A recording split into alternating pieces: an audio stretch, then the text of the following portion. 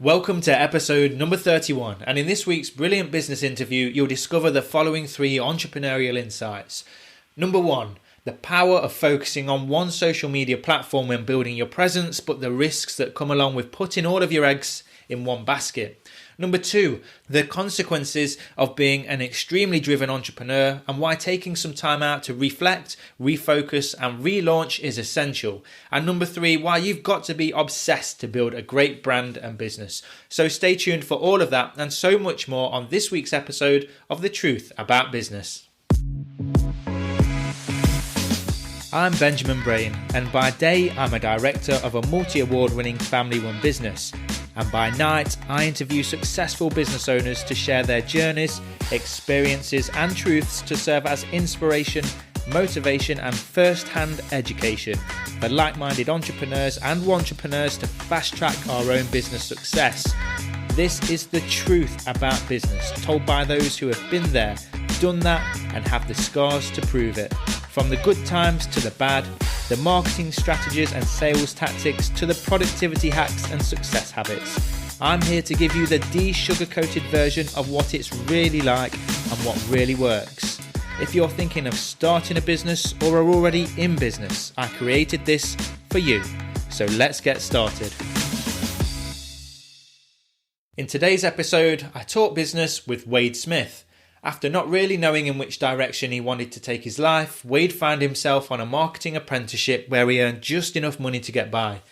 Desperate to be able to provide for himself and his partner Megan, they borrowed £10 from their granddad to make a batch of 12 donuts that they sold to a friend through Facebook for £10.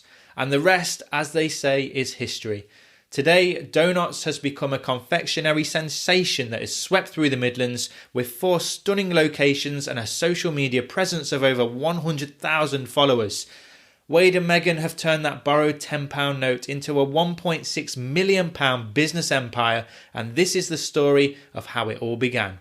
To find out more about Wade and the delicious treats brought to you by Doughnotts, you can visit the website at www.doughnottsofficial.com, or you can find Wade on LinkedIn under Wade Smith. This was an honest, raw and real insider look into what it takes to build a successful business, including all of the trappings that come with it, but also the sacrifices, hardships and unexpected challenges that the team at Doughnotts have battled through to become the business they are today. You know, success leaves footprints. So let's take a walk with the co-founder of Doughnotts and master baker extraordinaire, Wade Smith.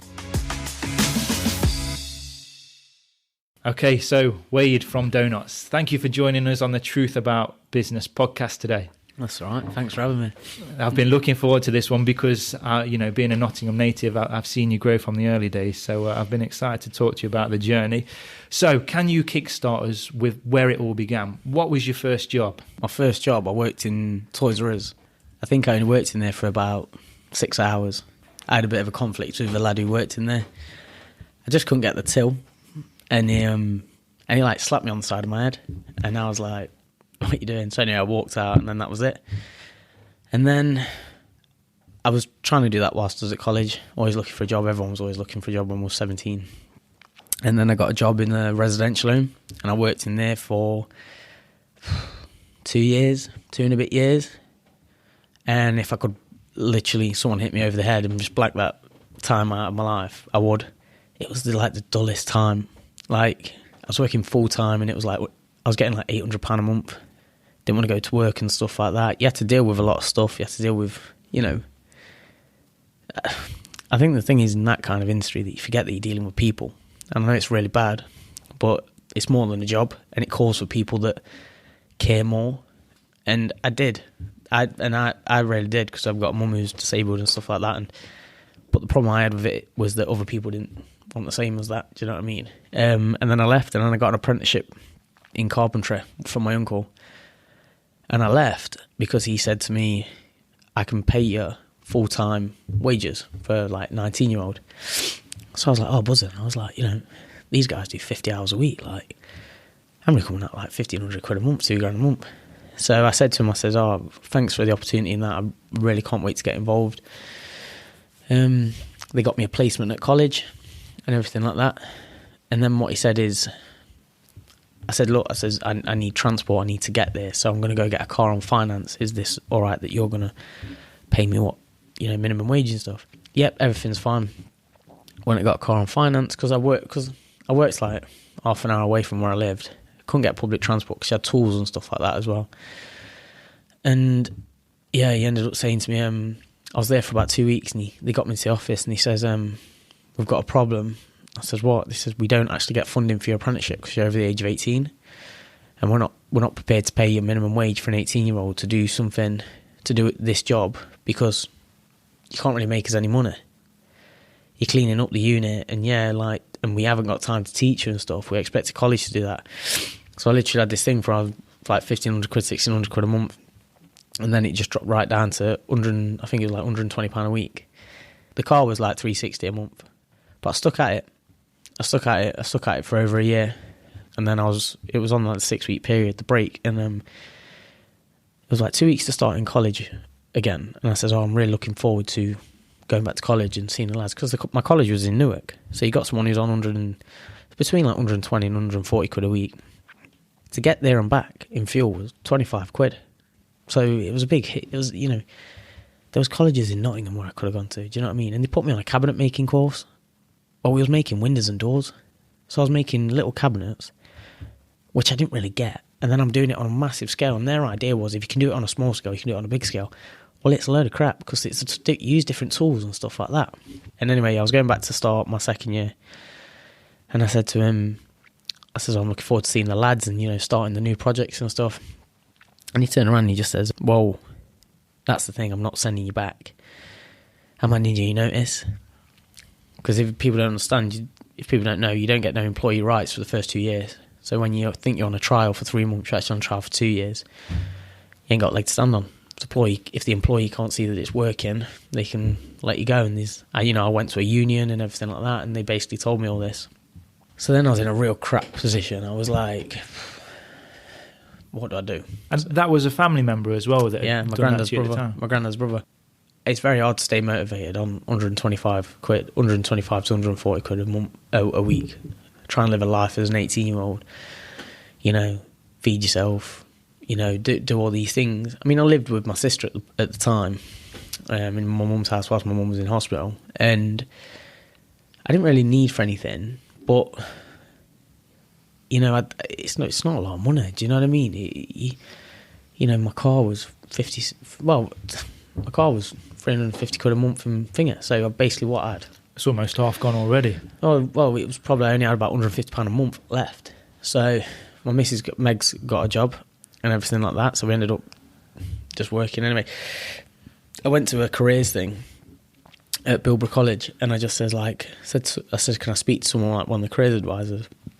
And they took me through to this office and introduced this woman, and she says, tell me your story. So I told her. She says, I don't think you want to be a joiner. And I said, what do you mean? She says, I think that you want to talk to people. Have you ever thought about a job in marketing? And I says, no. I says, you have to go to university for stuff like that and things. She says, well, let's have a look. And we found an apprenticeship in marketing. It was through Central College. I lived in Clifton. Central College was in Ruddington. It seemed really good. It was lower than the money what I was on, but it had a lot more prospects for my future. You know what I mean? And I was willing to take anything at that point. So I was keen and I was eager. So I jumped in my car from Bilborough and I drove to the Ruddington site, and I just says, can I ask to speak to someone at the head of marketing?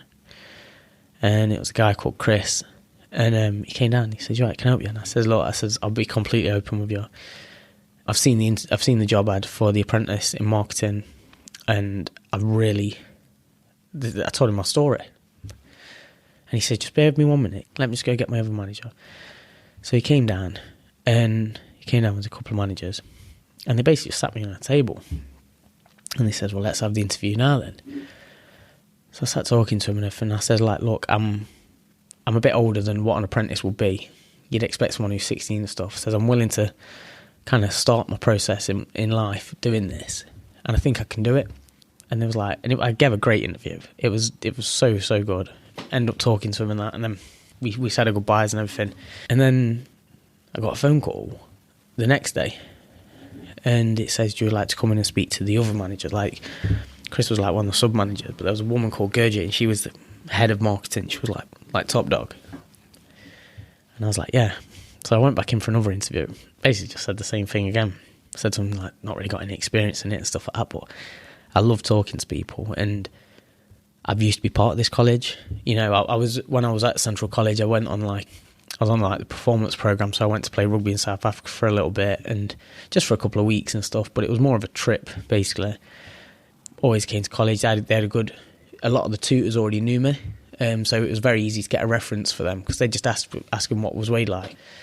When I finished doing sport at college, I came out with it all right, and yeah, we ended up getting, so I ended up having a chat with them, and then I got a phone call 2 days later, and they said, we'd like to offer you the job. And then that was it. And then I started thinking that was the foundation of Doughnotts, because Doughnotts would be nothing without the marketing. And I sat next to a guy who did all the graphic design. So he had a team. He had him, and then there was two other people. And Matt Voice, who was the graphic designer, is now our graphic designer at Doughnotts. But he does like subcontracting for us. So like, you know, it's freelance stuff. So he lives in Leeds, but whatever we need, he does it for us all. So we had 3 graphic designers. Chris was PR. Got Miriam, who was like the assistant to Chris on PR for like post stuff. And then there was like markets and events, and then there was like social media, and there was like photographer, videographer. So there was like the foundation of building a successful business is in this room.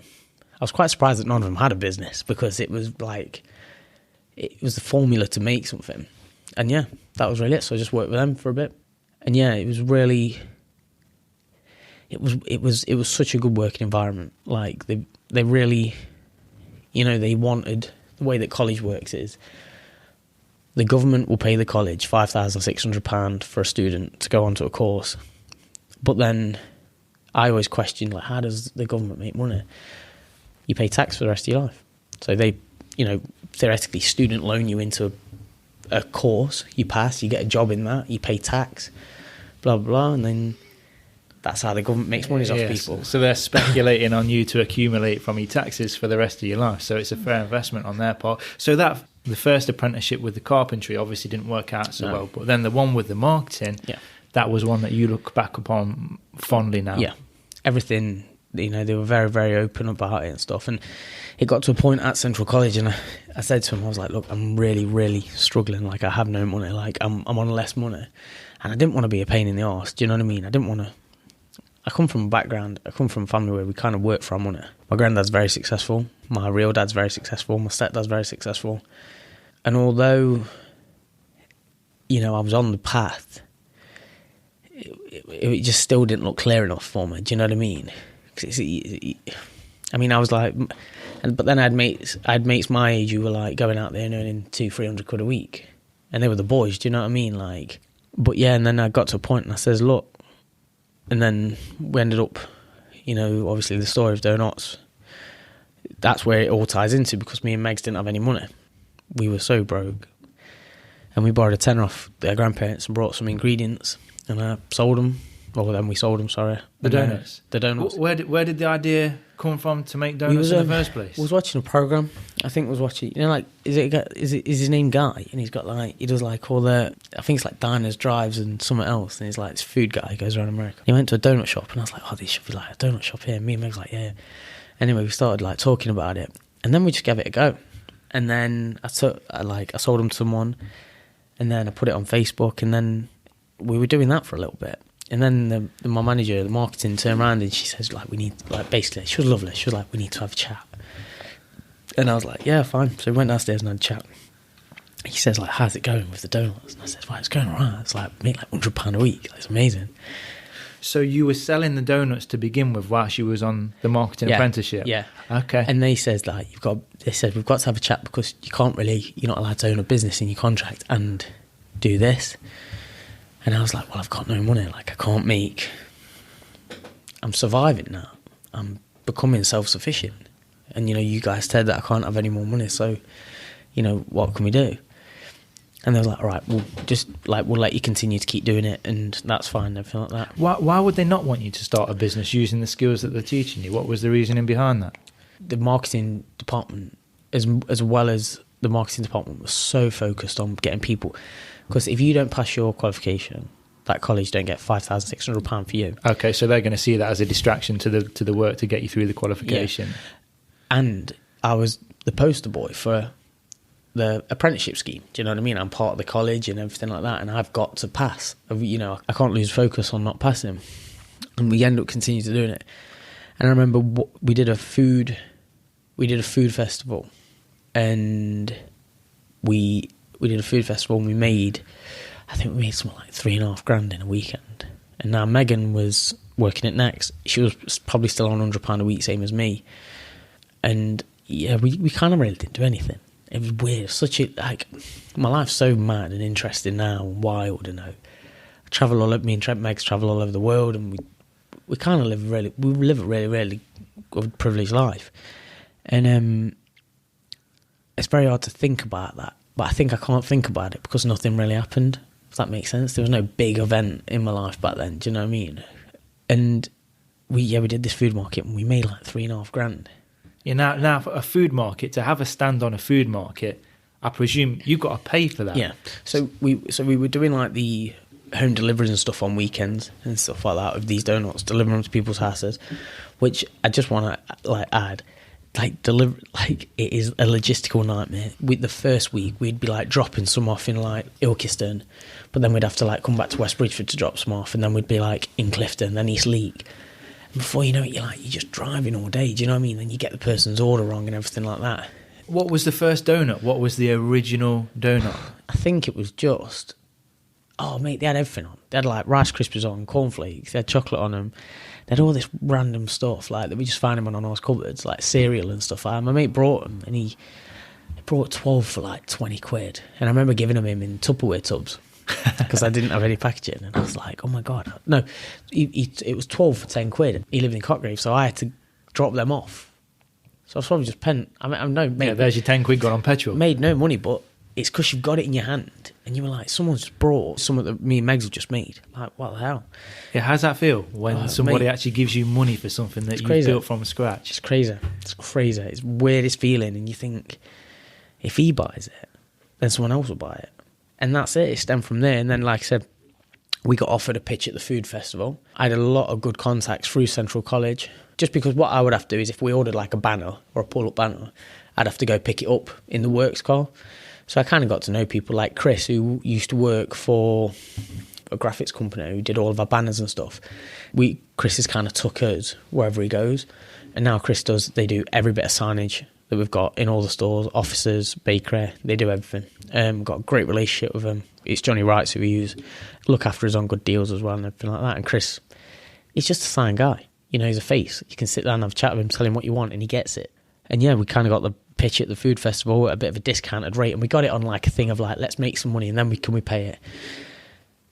2-3 days, made £3,500.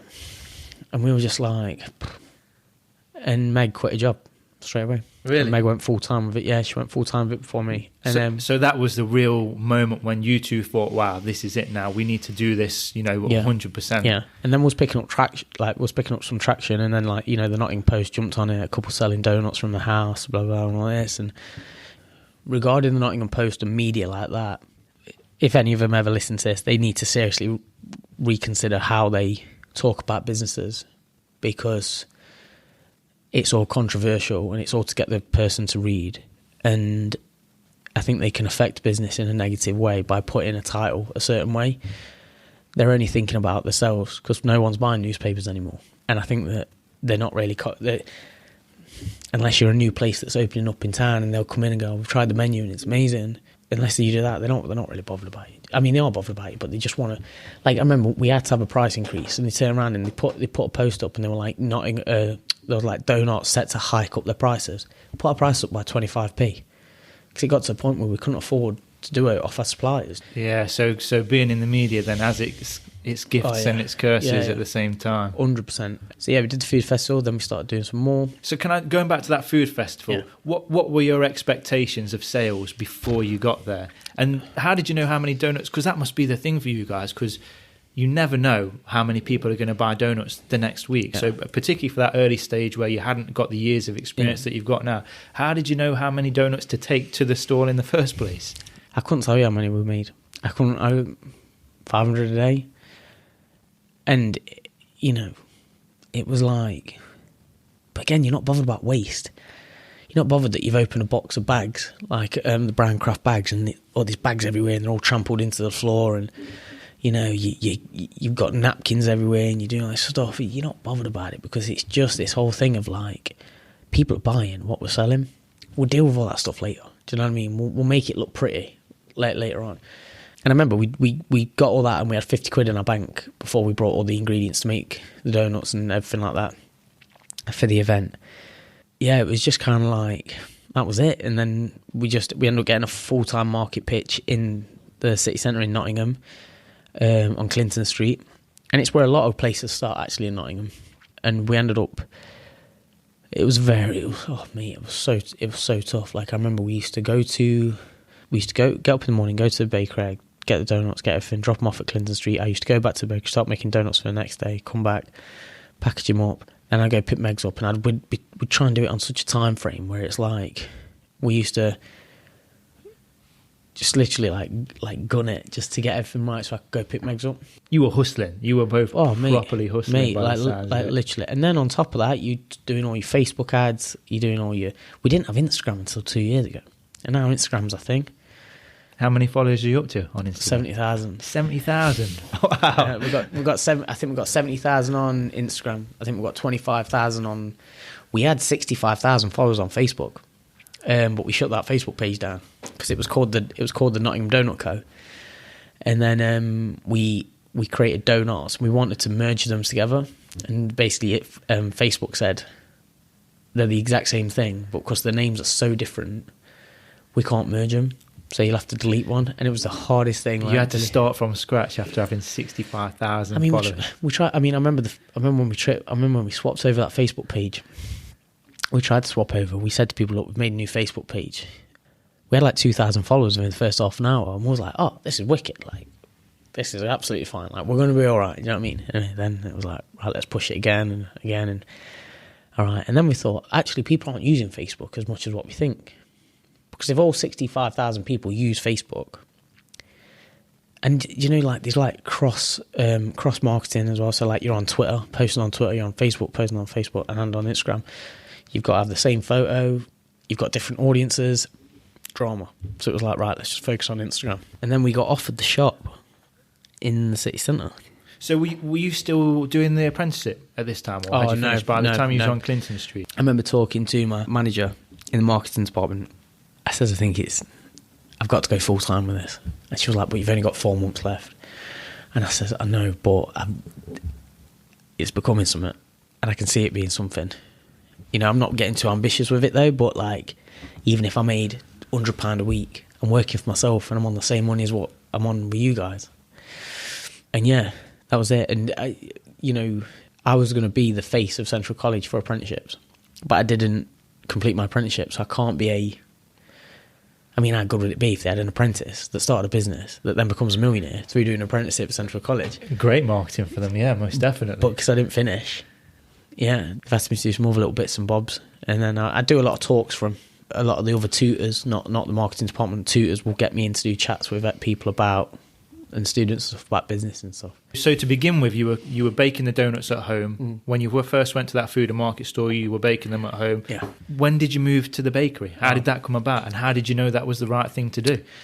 We were proving donuts in fruit and veg trays against the radiator, and it was just, it was a nightmare. I remember just stood, like, Megan's brother helped, her mum helped, and obviously me and Meg, I was doing frying the donuts, they would decorate.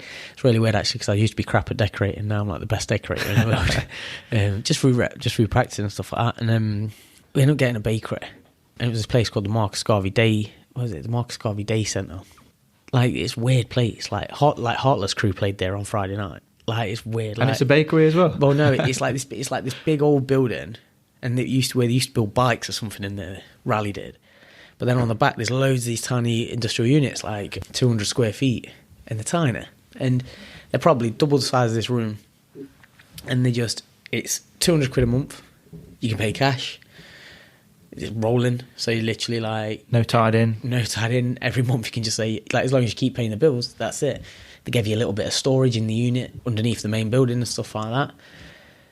But yeah, it was kind of like that, and then we got that, and it was still me and Megs, and you know, for that period of time, we lived on a diet of, you know, just like chips and stuff, because there was a woman who owned a Mexican thing on the unit. She used to be on Just Eat, so we just have like burritos and chips all the time and stuff. A lot of late nights, early mornings. And yeah, it kind of, we did all right out of there. And then as we got better, you know, we got a bit more money, we started buying a bit more equipment. We started buying like a prover, which speeded things up, a bigger fryer.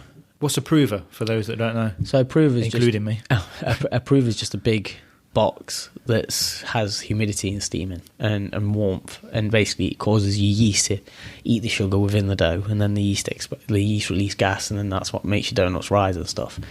We got one of those, and then we got a sink, and then we got a fridge, and then we got all these things. And I mean, there's a photo of me and Megs in the old bakery, and there was a little mixer on the floor, and it was about this big. I remember like seeing it, and I was like, bloody hell, I was like, that's massive. I was like, how much dough can we mix in that? Like, crazy. And then like, yeah, we just kind of kept working from there. And then like, it was the same process. Like, I'd do the baking, Megs would do the markets. You know, sometimes we'd swap it and stuff. Like, say if there was like, on a Saturday, say if I did the baking and Megs wanted to have Saturday off, I'd do the market, because I had the car anyway, everything like that. And then it kind of grew from there, and then we ended up getting a van. We ended up getting a black Transporter, and it was like the first brand new car that we'd ever got and stuff. And it was wicked. Like, we put some wheels on it, and we got it all sign writ, and it was really like, we took it to a Volkswagen show and everything, and it was amazing. Yeah, and we did that. No employees at this time. We had a guy called Tommy, who's a delivery driver now, who was helping us out in the bakery and stuff like that, because he just became kind of just, I can't remember how I know him, but I just knew him, real grafter, and we used to just give him a bit of cash and that to help us out really in the bakery. And then it just kind of grew, and then we got offered the shop, and then we took the shop, and then we took the shop in the wrong way, because then the girl who had the lease of the shop, she subletted to us, and she wasn't allowed to sublet in her agreement. And this was the one in the square where you go down the stairs? Yeah. Previously, before that. So the original company was called the Fat Donut Co., spelled with P-H-A-T. So that was the original name of Doughnotts? Yeah. So basically what happened is, on the 2 days before getting the shop, 2 days before opening the shop, we had all the sign written stuff ready to go. And we got a cease and dismiss letter from a company called the Fat Pasty Co. And they was like, if you know you need to change your name, we've trademarked and copyrighted the word fat to do with baked goods.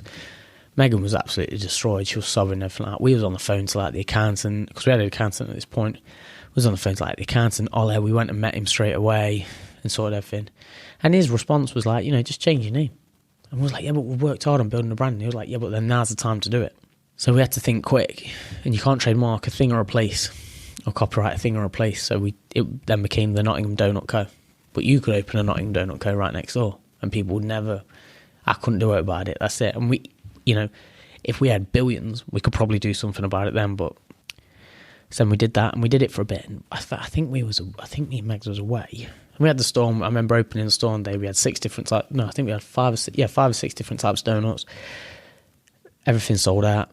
The donuts were absolutely crap. It was dead oily. It was frying in vegetable oil, like liquid vegetable oil. So the donuts were just sapping up the vegetable oil. It was horrendous. It was really, really horrible. But it still sold out on first day? Yeah, because people knew a brand and stuff like that. And I remember coming up. I remember walking up the stairs to cut the ribbon, and we had everything ready to go. And there was a queue of people, and they came downstairs. And I remember I stood at the back, and the music went off. And the Bluetooth dropped on the music, and I was like, oh crap, and it was dead quiet. And I was like Megan's cousin Ben was there, and I was like, please, someone just go and buy a donut, just to break that thing. And Ben just walked forward, and he just went and brought a donut. And next thing you know, it was like herds of people piling to us. We had a little crappy till, and we was like putting money in the till, was doing coffees, and it was all backwards, and like was packaging stuff up, stamping boxes, and it was crazy. It was just like manic. Again, like thinking back to that time, I didn't think, for me personally, like I never thought it could be huge. I never thought that we could make £1 million doing this. Like it was never that. But we continued to keep doing it. And then anyway, we went away for a couple of days. We got some staff by then, got some staff in the bakery. We had a guy called Simon and a guy called Jay who was working in the bakery. And even though they don't work for us anymore, I love them both. They were, we had our ups and downs, and, they didn't work for us. They found other jobs. Simon only recently left us about 4 months ago. He became our bakery manager. And Jay, he was my right-hand man with a lot of stuff. But, he needed to just not get involved in certain things. Do you know what I mean? And kind of, we heard he was saying a few things about us, and I looked after him. Do you know what I mean? So, yeah, I was doing that. Anyway, went away. And whilst I was away, I got a phone call from this guy called John. And he says, is this Wade? And I said, yeah. I'm John. I'm the landlord of the store that you're in. And I was like, oh. I thought Harriet was our landlord. And he was like, no, I'm Harriet's landlord, and she's subletting, and that's illegal. That's not in her contract. I was like, oh my God. So we're finally somewhere. We're finally making a bit of a living. Was only paying ourselves £100 a week still. We weren't paying ourselves what people think you get paid. Okay, so even once you were opened up in the square, that's still... Yeah. Because we had a lot of, your business paid for a lot of stuff. We had a work van that we drove around in, and the fuel was paid for by the business. And I remember we were taking the first week of business, we took $4,000. And I went to Audi, and my mate went to Audi, and I says, I want an R8. I didn't have a house or anything by this point. I said, I want an R8. Tell me how much they are. And he went, you can't afford one. And I went, I can. And he was like, how much did you make? And I said, $4,000. And he was like, my age. And he was like, oh my God, that's amazing. And he was like, but think about it. Keep your money in your business. Keep investing your money into your business. And then one day you may be able to get one. That is a sensible guy, but not a good Audi seller. No, exactly. Exactly. And I love him for it. I love him for it because it was some of the best advice. I walked in dead cocky as well. I walked in like I had £1 billion in the bank. Do you know what I mean? I want an R8. And you know what I mean? And it was my dream car. Yeah, so John sorted it out. And we had a chat with John. We signed a new lease under John for 3 years. We refurbed it. It kind of gave me and Megs a decent life. And then from that point, we went and we knew we needed to get a bigger bakery. So then we went from 200 square feet to 1,400 square feet. Resin floors and stuff. Now, don't get wrong, we had a resin floor put down by one of my friends, and he didn't put a resin floor down, he painted the floor. Because now we've had a resin floor fitted at the new bakery, and it's cost $20,000. So we know how much this stuff costs, you know what I mean? So, yeah. We did that. We started taking on some more staff. We employed some good staff. We employed some bad staff. You can never do it right back then. I was very young. We didn't really know what we were doing. No HR. Gave people stupid Christmas bonuses, like £700-800 bonuses at Christmas. We make donuts. You know what I mean? We wasn't doing that well. Never tracked finances. Never I don't think was running a business. It's weird. I can't. We paid our tax. We did everything like that, and that was it. And we managed the staff.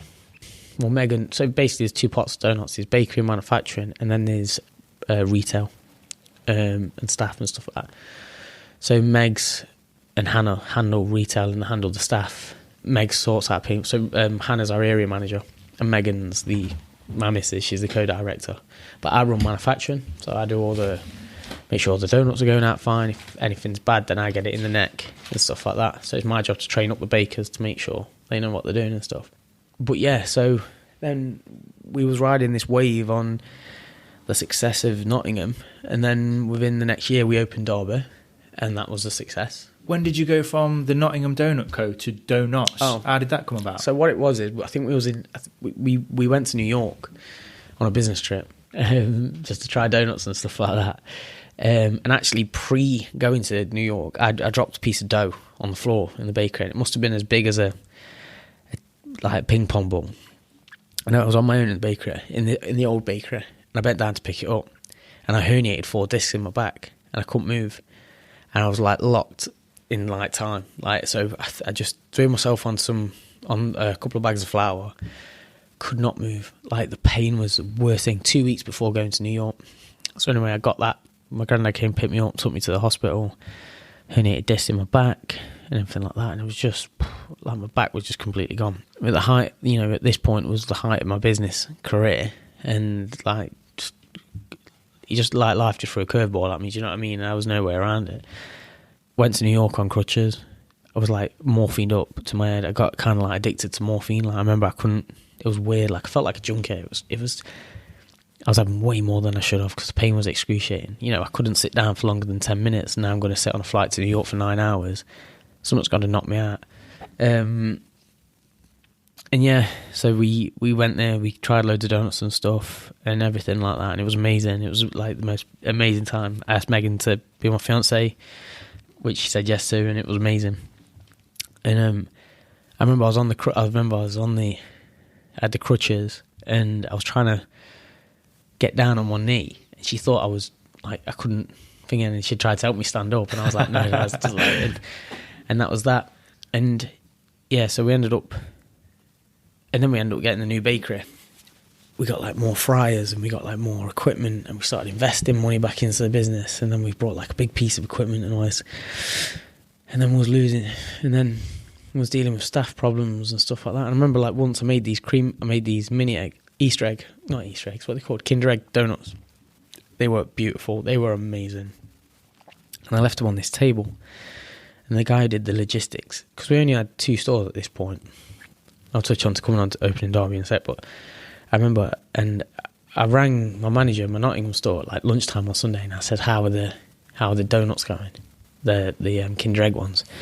He says, what Kinder Egg ones? I said, the Kinder Egg ones, like they're amazing, like they're absolutely incredible. He says, we didn't get any. So I went to the bakery and they were still there. And I was raging. My blood was boiling. Because I have to throw them away then. They only last a day. They're a perishable product, do you know what I mean? And we ended up getting a bit of a row with a member of staff and all this and everything like that. And then we just then by that point we'd opened Derby as well. Derby was like a real... Opening day, Derby took about $2,500, which was amazing.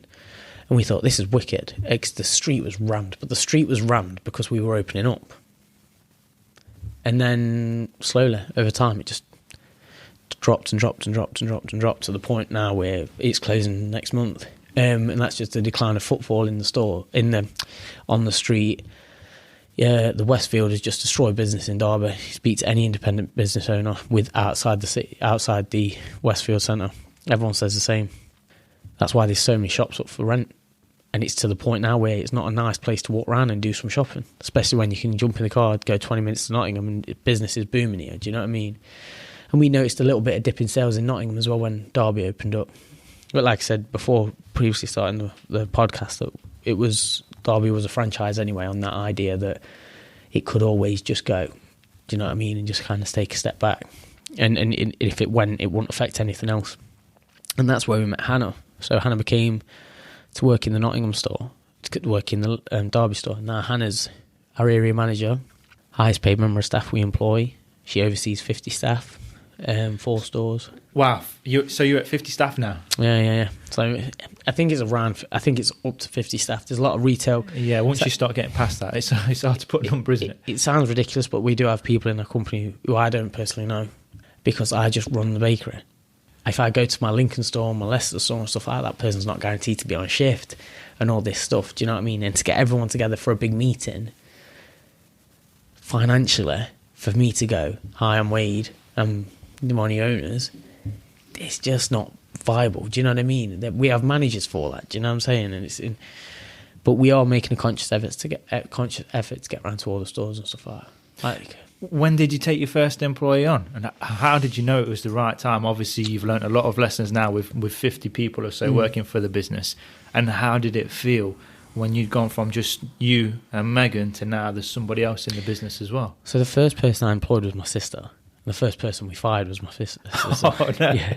And my mum didn't talk to me for 3 years. 2 years, 3 years. And it was only up until about 5-6 months ago that my mum actually knew the real reason why we actually sacked her. She was leaving early, coming late, leaving Megan on her own, to the point where Megan couldn't even go to the toilet because she was at the shop that much.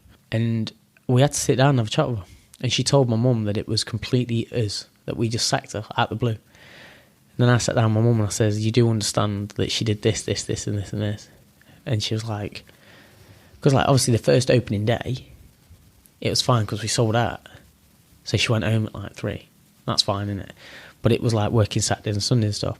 And the thing that she'll be kicking herself about now is that she would have probably, if she'd have been good, she'd have been probably the area manager. So there's the pitfalls. There's good side. I mean, this is a family business here, so I'm sure we've experienced some of the same. But there's positives to bringing a family on board, but there's negatives as well when you have to have those awkward conversations. It's the crap side of business. Everyone loves to talk about employing people and taking a lot of people on and making loads of money and all this, but actually there's a rough side of it, which is closing down a store and making people redundant, and that's the real crap side. And if we could avoid it, we would, because I think it's for me, it's a lot harder. It's a lot harder than what people think. It really is, mentally, physically, everything. What would you say, be it the first 12 months or even up to now? How long have you been in business as the donut company, whether it's Doughnotts, Fat Donut Company? Oh, it's 5 years. 5 years.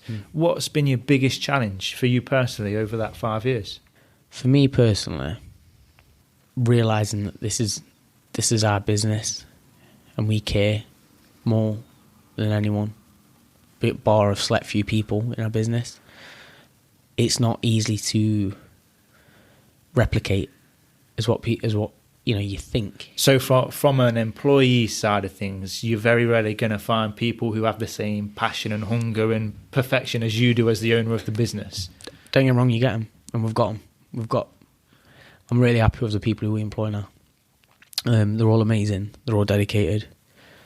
There is the odd person who, this is a job. I always say at the beginning of an interview, do you want to make this a job or a career? Because if you want to make it a job, just punch in and punch out. But if you want to make it a career, there's a few extra things that comes with it. But the people who've chosen to make it a career are the ones who are sitting at the table. Do you know what I mean? And they're helping build this business.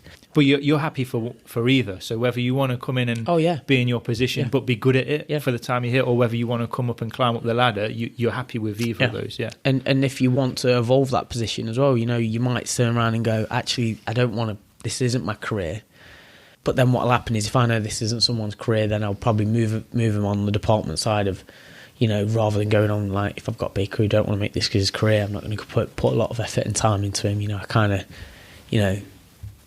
there's people I need to put in a lot more effort and time in, do you know what I mean? And take, for example, got a guy called Tom who works for us, who's been working for us now for like 4 months, and he's been a chef, and he's like, he loves his job, best place he's ever worked.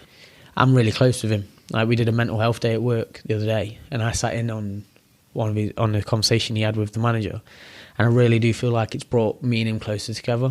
He wants to run the bakery at Doughnotts, and he's getting there. I mean, we have supervisors and stuff like that, but the guy's showing, he's a key holder now. He's got a lot of responsibility now. He's obsessed with Doughnotts, which is amazing for me because I'm obsessed with him. So going back to way earlier now, I mean, we've come a bit on since we were talking about this, but you mentioned that you had quite a few successful people in your own family already. Were they successful in other businesses, or had they managed to create businesses for themselves? What was the sort of environment that you were in growing up? So my real dad he left my mum when I was 2, and my mum was disabled. So we moved in with my grandparents. So she lived...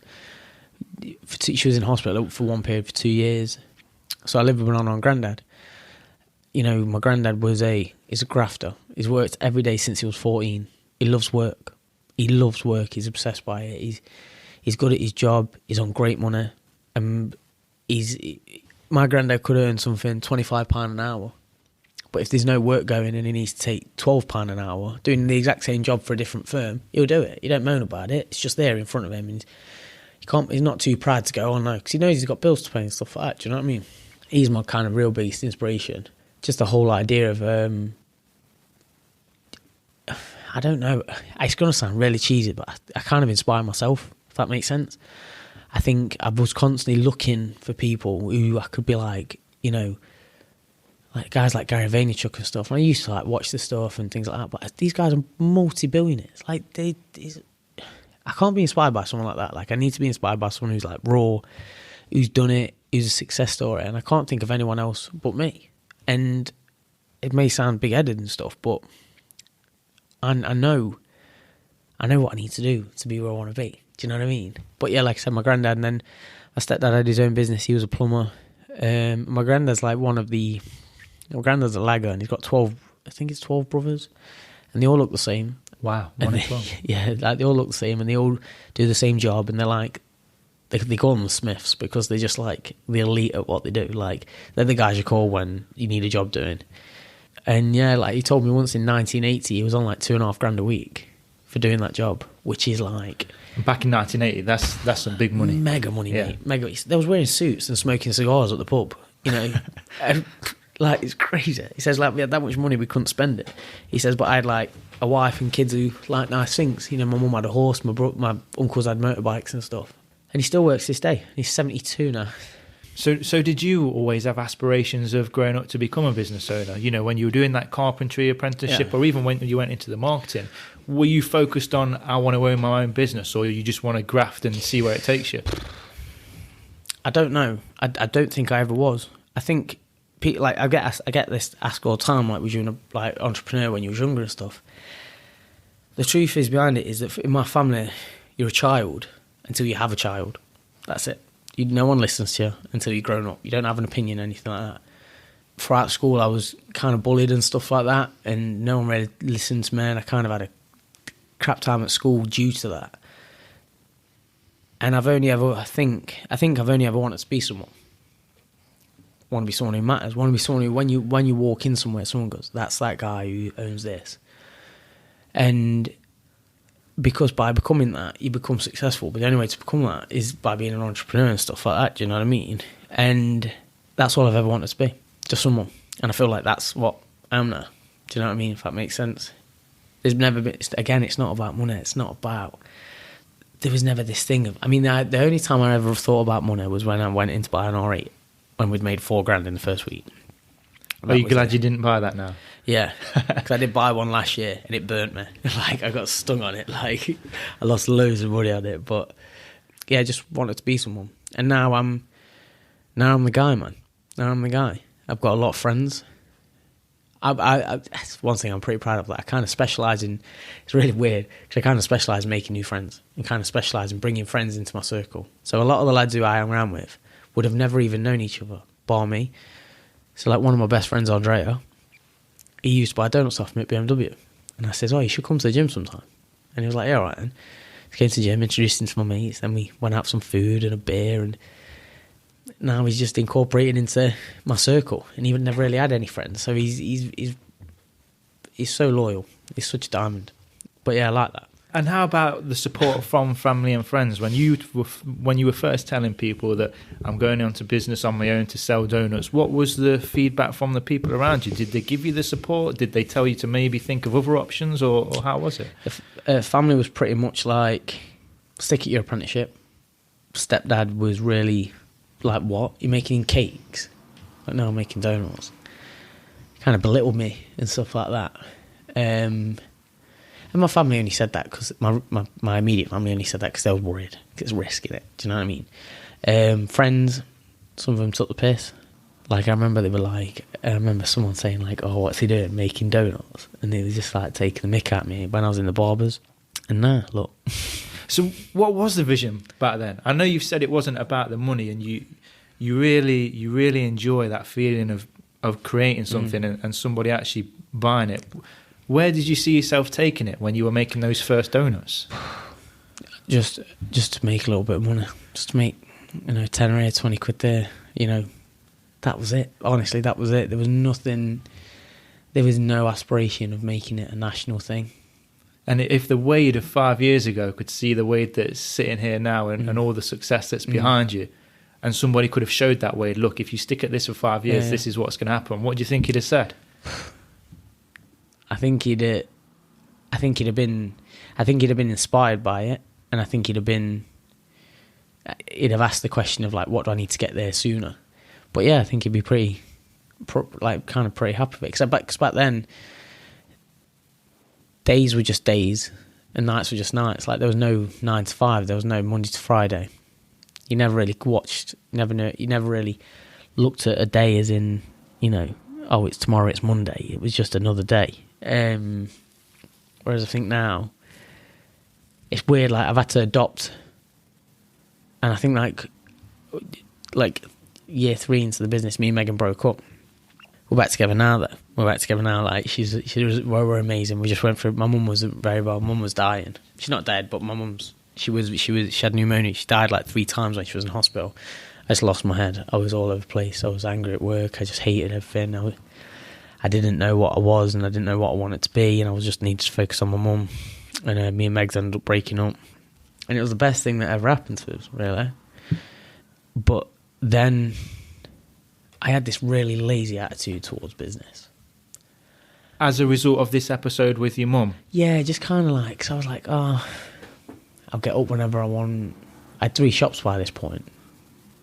And I was like, I'll get up, I'll go to a coffee shop, I'll open my laptop, I will make work for myself. I'll just pretend to kind of jump on the phone, how you doing, how's the shop doing, how's the bakery, I'm not really caring really. Kind of lost that entrepreneur. I kind of lost myself, do you know what I mean? I was like... The drive. Yeah, I was like, I remember I was asking my accountant for more money, and she was saying it's not possible at the minute, and I was kind of like, well, what's the point in doing it all, and all this crap. And, yeah.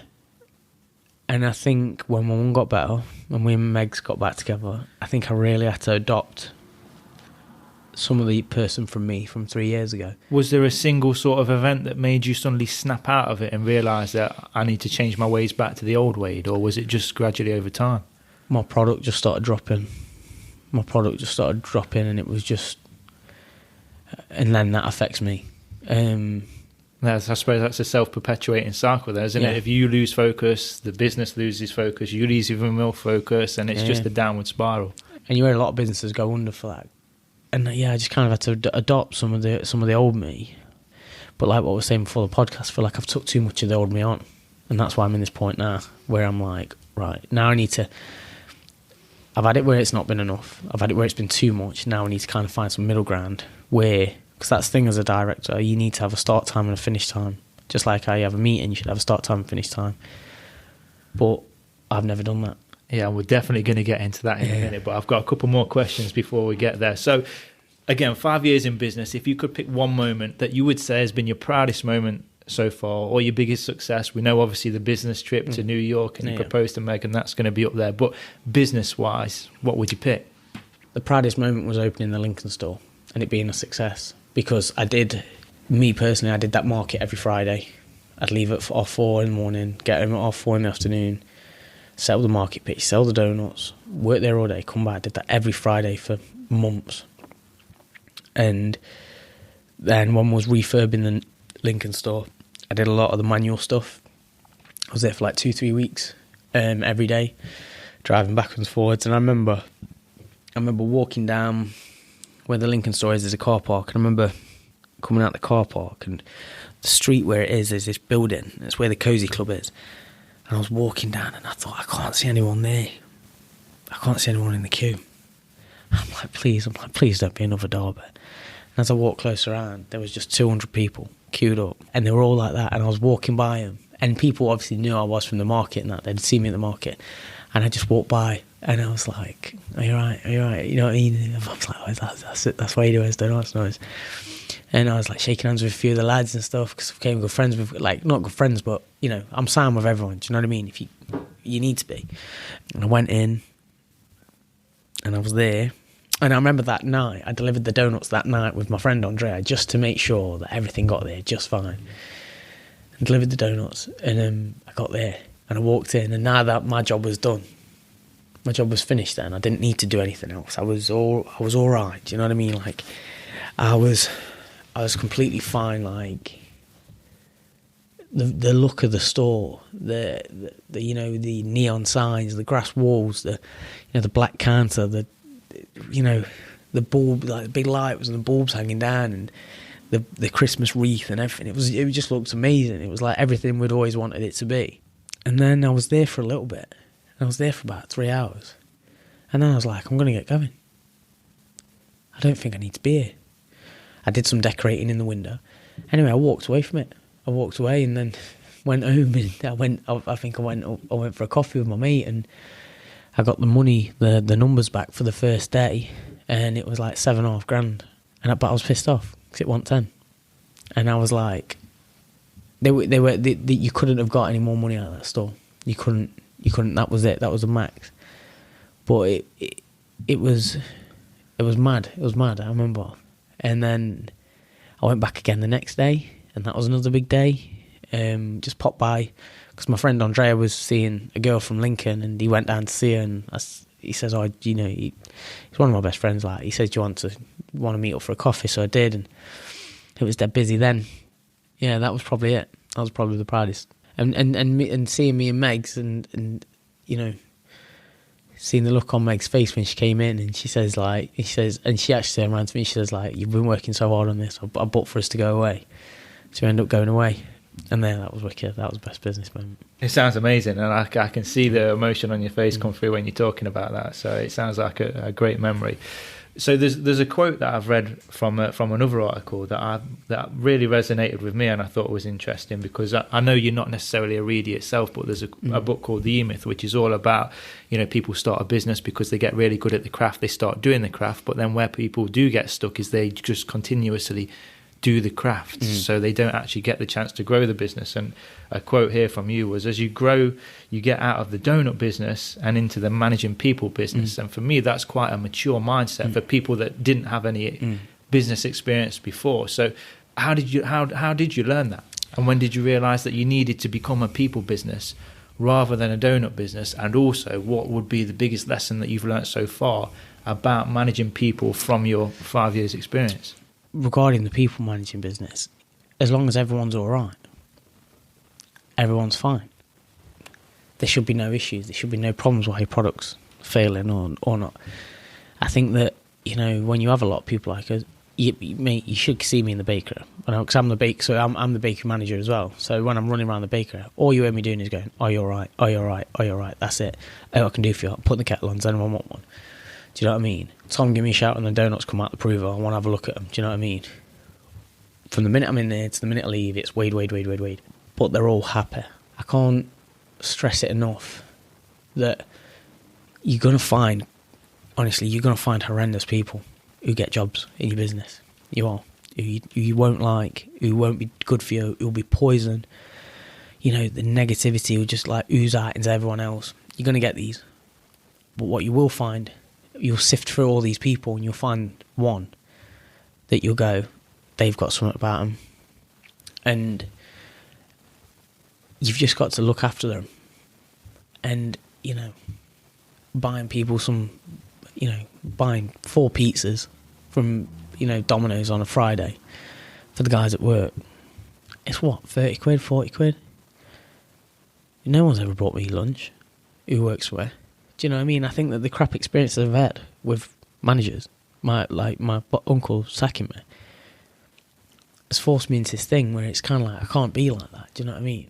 A big problem a couple of months ago. Felt like all the staff was against each other. You know, when senior management would walk in the bakery, no one would even say hello to them. And we had like this open forum from bakers to senior management, and to kind of go, right, let's get all the shit on the table. Let's solve some problems. And we did. And now when you walk in the bakery, it's like, hello, morning, you're right, how are you? I think that, you know, being in the people managing business, we're in a business that people have to be managed very closely. You know, we've got a big open space with the bakery. You know, people talk, you're never going to get it just right. But the thing is, you're never going to nail it and be amazing at it and everything like that. And you're always going to have the same problems. You're going to have someone talking about someone else behind the back. You're going to have someone always ringing up sick. You're going to have someone who's not working as hard as everyone else. You're going to have all these problems. But you see, the important thing is to understand is that you're going to have this regardless you open another shop anyway. But the problems never go away. You just get better at dealing with them. They're repetitive.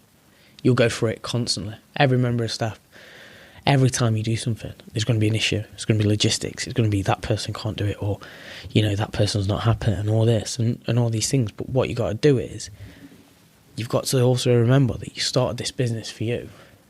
And yeah, your mindset may be different now from what it was at the beginning. But where do you want to take it? And who do you want to be? And like, the biggest thing that people seem to always forget is that you started a business to change your financial situation. You did not start a business to keep hundreds of thousands of pounds in a separate bank account that you're not allowed to touch.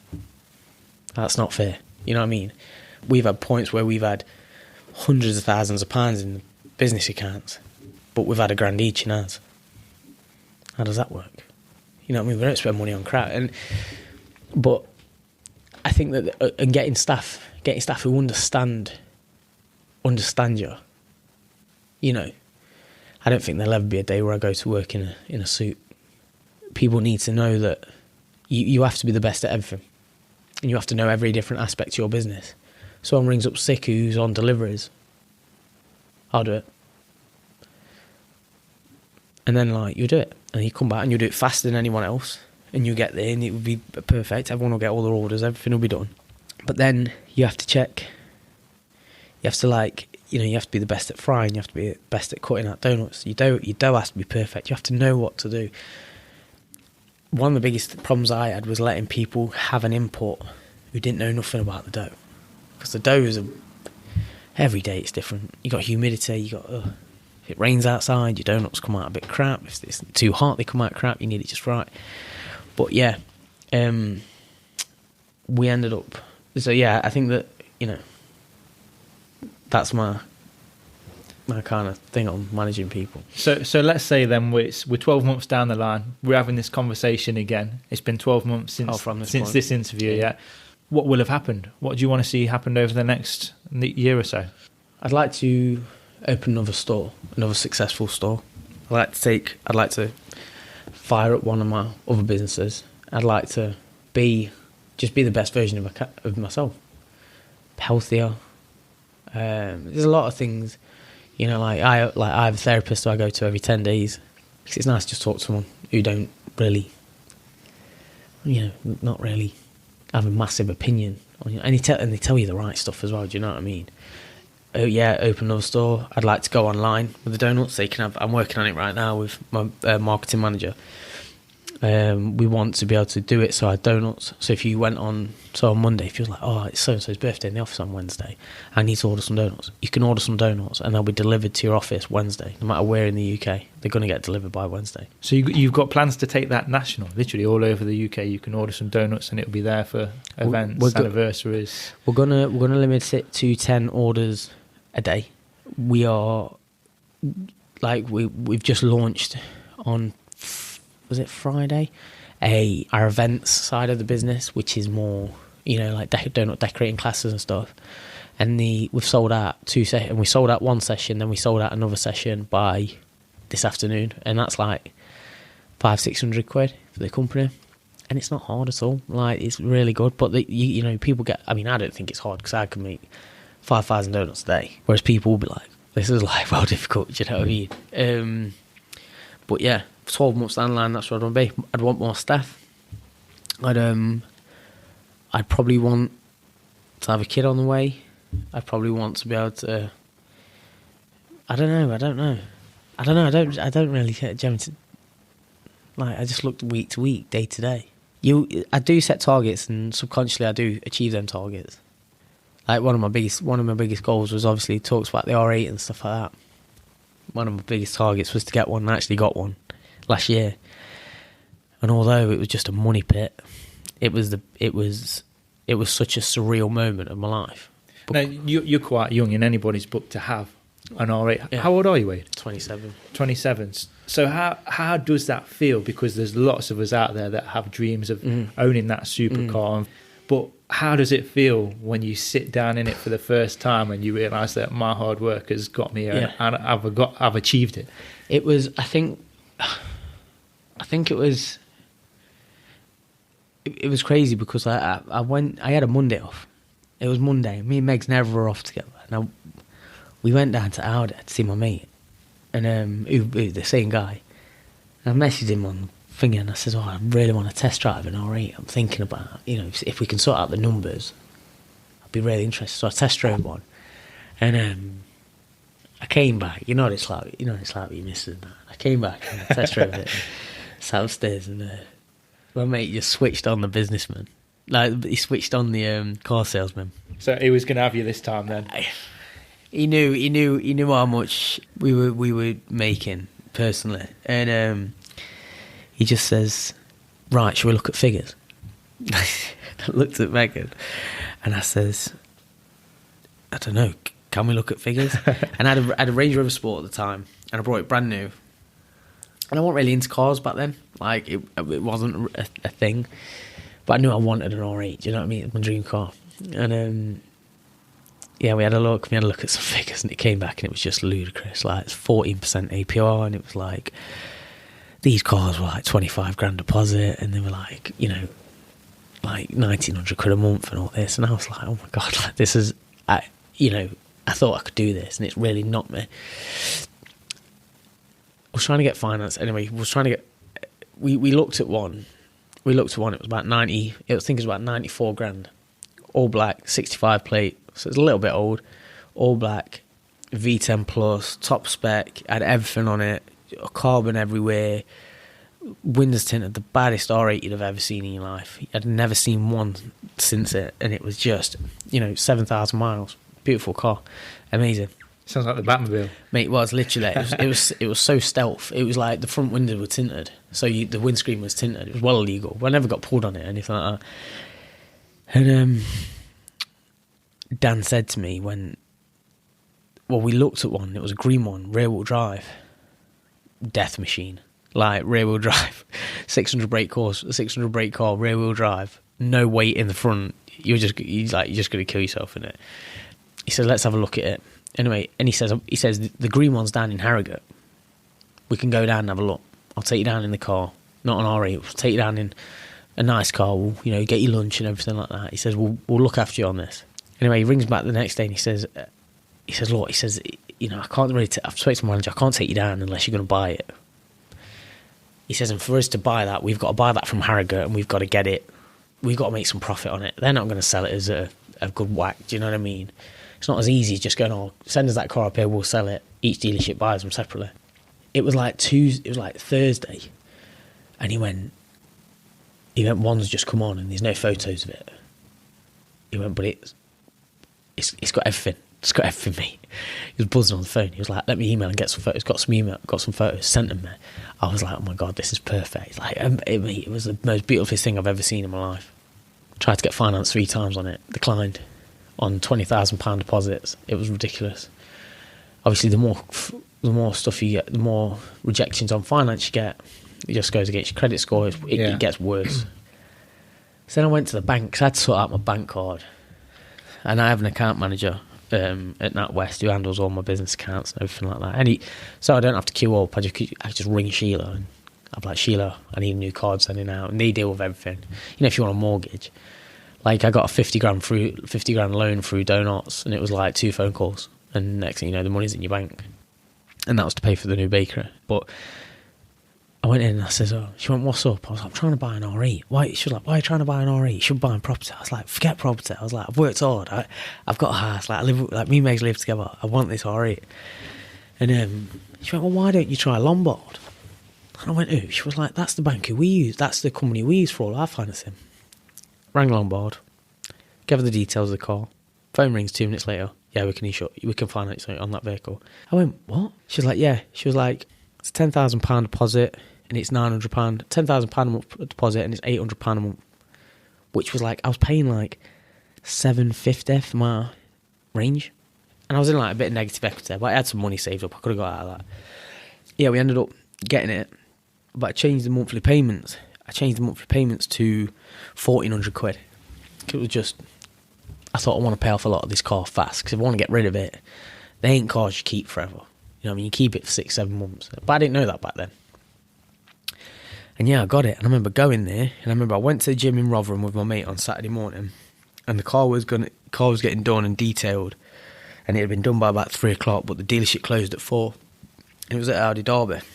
So I went, and it was in the showroom, and it had the cover on it. There was a bottle of champagne there, a card, and in the card my mate wrote, he wrote like 3 years ago, you told me you was going to do this, and now you've done it. He says, you're just a winner. He was like, I'm so proud of you, like, you've done this and everything like that. And I was like, and he pulled the cloth back off the car, and I just started sobbing. Full-blown tears streaming down your face. Full-blown tears. I was like, oh my God, like, I can't believe it. This is I didn't feel like it was mine, do you know what I mean? And anyway, that was it, and I had it.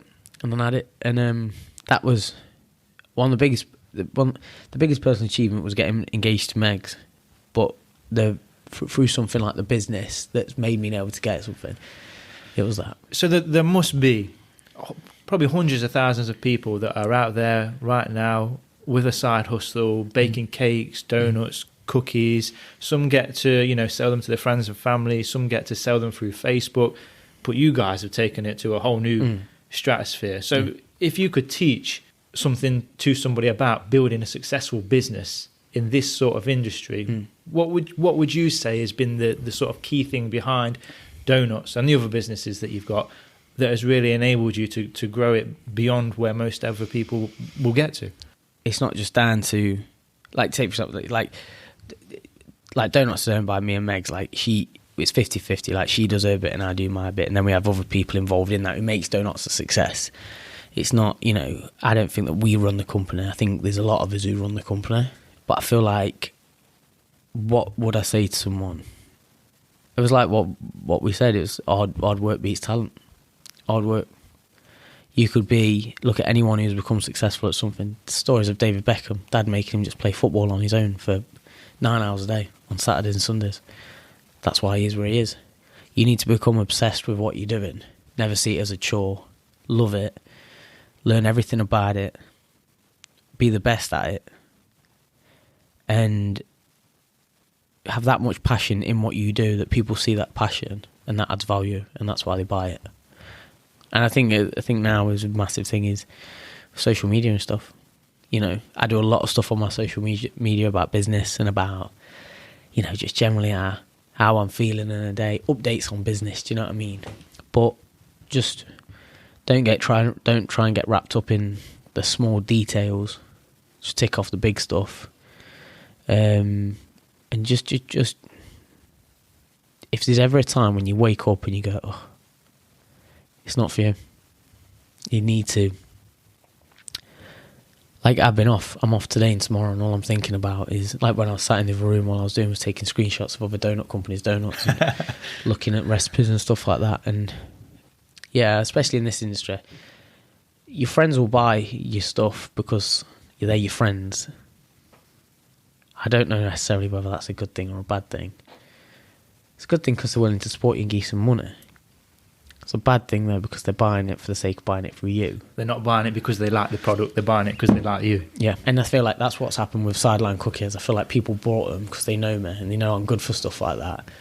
But then what's happened is if people keep posting on social, then all of a sudden it gets to the point when, like, now I'm having people I don't even know come and collect cookies, who are literally constantly coming back as well. And this is one of the other businesses that you've mentioned that you're running as well as Doughnotts.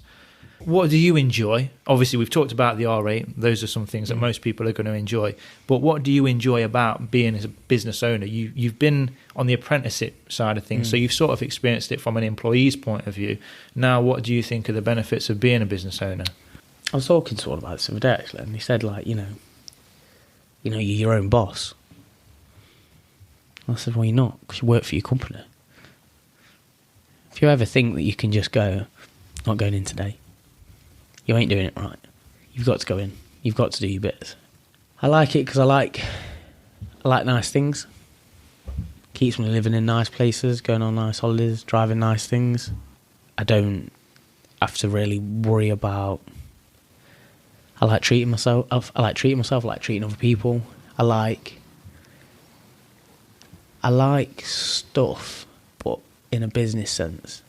I was sat there the other day in the new offices that we just had built, and this girl was using Post-its. And I was like, them Post-its have come from Doughnotts. That box of pens over there, that's all stemmed from Doughnotts. Like the floor, the lights, Dan's marketing area where he's got his studio. Like, I'm like, that's all come from Doughnotts. Like, that's mad. Like, it's watching the business grow. Yeah. And evolve. Yeah. It's like, now we've got a 5,000 square foot unit that's got resin floors and, plastic walls that you can jet wash and anti-slip floors. And we've got this, like, £1,000 jet wash that's, like, all this stuff. And it's like, it's just stuff, innit? Do you know what I mean? Like, now, it's like, I get phone calls from people and they're like, I've got a pallet of cream eggs. Vigo, you seen the vegan Nutella stuff? They sell it at Holland and Barrett. Like, we're working with them. Like, they're like, we want to work with you. And it's just like, this is crazy. Like, And it all started from a borrowed £10 note. Like, I was talking to my flour guy the other day, and he says, and he comes see us every Friday to make sure everything's all right, because we have that much flour off him. We have 2 tons a week off him. 2 tons of flour a week? Yeah. He came and he was like, I remember when we was sending a bag of flour to Doughnotts. And he says, it used to be such a pain in the arse, because we'd have a pallet of flour, and it'd just be your pallet, but we'd have to take one bag out, put it in a box, and send it to you. And we didn't know whether you was going to order any more. And I was like, and he says, now you're having 2 tons off us a week. And I was like, I know. I was like, look at this place. It's bad, isn't it? And I was like, yeah. Yeah, I think it's just about, it's just about having stuff. Like, I brought a new shipping container the other day, brand new one, $2,500. Oh, I've got a brand new shipping container. And like, it's brand new inside. Like, it's not going to make any money.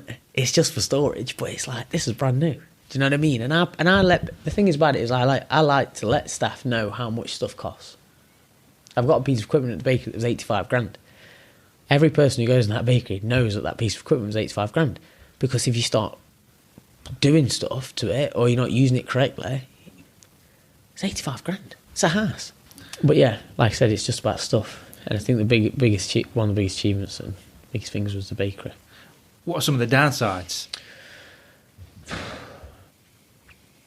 Dealing with staff, I think, and dealing with staff's problems at home. I think paying bills. Everyone loves to talk about how much you make. No one loves to talk about how much you've spent. The actual fine line of how much profit you make is very, very scary when you look into it. So just don't look into it. Like, if you need to, that you need to, but it's not about.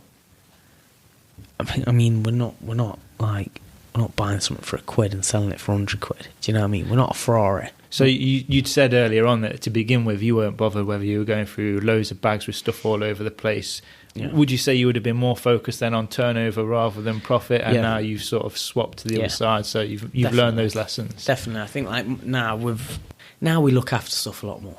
Do you know? Like, we have a company who comes in and cleans our stainless steel. We have 2 cleaners, part-time cleaners, who it's just a job to do pots and tidy the bakery.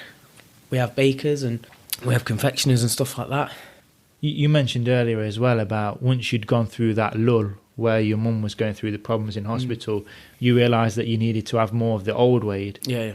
But now you've taken on too much of the this Wade. What's the this Wade that you've taken on too much? What are the attributes there? Taking over and not letting people do their job. Working every hour I can. Saying yes when I should be saying no. I feel like I've stopped running a business, and now I work for my business. And I like that. I like making donuts, and I like being in the bakery. I like doing all these things. I couldn't sit behind a desk. I couldn't. I've got bits and bobs I need to answer, emails, I need to make a few calls. That's not for me all day. I want to be downstairs, I want to be making products, I want to be test baking, I want to be like, hands-on, real hands-on. Showing staff that, like, I've got this. Do you know what I mean? Because obviously I have a therapist as well. I had a real bad turn a couple of months ago. I was really low. And now I go back to a therapist every 10 days. Because the thing is, it's, you need, you know what? Sometimes he just sits there, don't say a thing. But I just rant and I come away from it and I feel amazing. Just touching on what you said so take for example on Friday, I've been working between 12 and 16 hours for the past 20 odd days, not had a day off, been trying to manage myself and trying to cope with everything and been really struggling. And on Friday I had a pain shoot through the side of my chest, specifically into my heart. Didn't know what it was, didn't know what it could be, and it kind of stopped me in my tracks. Like, I got to a point where I just kind of sat there and I was like, I stood there and I was talking to a member of staff, and it made me just stop. And I thought I was going to have a heart attack. It was weird. It was like, I don't know how I was meant to feel it. Like, I don't know how it's all meant to feel, but I thought, yeah, it's going to happen. And then Saturday I woke up and I just like thudding pain in my chest. It feels like my chest is like tight on the left side. I feel like I've got a tennis ball under my armpit, basically. Like, it's weird. It's so hard to explain. And then Saturday I was getting it. I was moaning to the lads all day on Saturday. I was like, God, I was like, my chest is killing. I was like, keep getting the shooting pain in my chest. Nothing could really bring it on. Like I was walking up some stairs and I thought maybe that's it, do you know? But it wasn't. It was just random. I was in Yo Sushi in Selfridges in Birmingham, and I was like eating it, and I went, oh, like my mate was like, "You're right." I was like, "Yeah, it's my chest again." Like it really got me. And he went, "You're right," and I was like, "Yeah, I'm fine, mate. Don't worry about it." And then obviously Sunday I got rushed to hospital because it came back, and Megan panicked, and I panicked, and we rang 111 and we did all the questions and to make sure that I wasn't thinking, and they took me to hospital, and they basically says that it's not, you weren't having a heart attack, your heart's absolutely fine, but we can probably tell you that it's stress related, and your heart is, you know, you're getting pain in your chest. That's your body's way of saying like, look, slow down, and just like let's like focus on getting you better and stuff. And so what lessons have you taken from that then, and what changes are you making to your life now as a result of that? I'm having a couple of days off to kind of reassess what I want to do. I do think creating a rota for myself of what I need to do and where I need to be at a certain time. Stop trying to do too much, realising that whatever I'm doing is enough. And, you know, I ain't got to work 20-hour days for the staff to respect me. They respect the person I am anyway. And I think that like you should always be the hardest worker in the room. And you can be the hardest worker in the room by working a lot easier than what I was doing. I think finding a routine in my life again, I feel like it works. I said to Megan the other night, I said I feel like I've got no quality of life at the minute.